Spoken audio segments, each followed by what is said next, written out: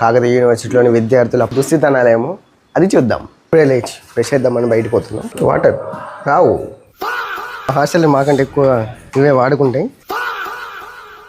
కాటి copper ఉన్నట్టు gate keeper ఉండాలి, కానీ రైస్ కాబట్టి ఎవరు లేరు. మిగిలిపోయిందో మాడిపోయిందో మనకు తెలియదు. అమ్మర్ అన్నాడు లేక పసుపు వాటర్ అన్నాడు తెలియదు. మేము కిచెన్ చూపిద్దాం అనుకున్నా, కానీ చూసి తట్టుకునేంత శక్తి కూడా మీకు లేదని అనుకుంటానా. మా మెస్లో మంచి విషయం ఏంటంటే ఐదర్ అన్నం మెత్తగానే ఉడుకుతుంది, లేదంటే మొత్తానికన్నా ఉడకకుండా పోతుంది, కానీ ఇటు నార్మల్గా మాత్రం కాదు. అలా కూర ఎట్లా మంచిగా ఉండదు కాబట్టి పెరుగన్న వేసుకుందాం. పెరుగు అన్నారు ఇవి చేసి తెస్తే దాదాపు తోడుతుందేమో. విద్యార్థులు జాబ్ల కోసం కష్టపడతారు, ఇక్కడ అన్నం తోడడానికి కష్టపడతాం మేము.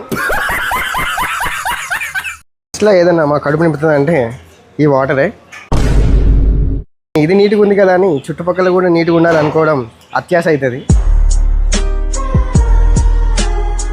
ఇంతకుముందు ఇక్కడ చదువుకున్న విద్యార్థులు వాళ్ళ ఆశయాలను ఇక్కడ వదులుకున్నారు, మేము మాత్రం తిన్న ప్లేట్లను వదులుకుంటాను.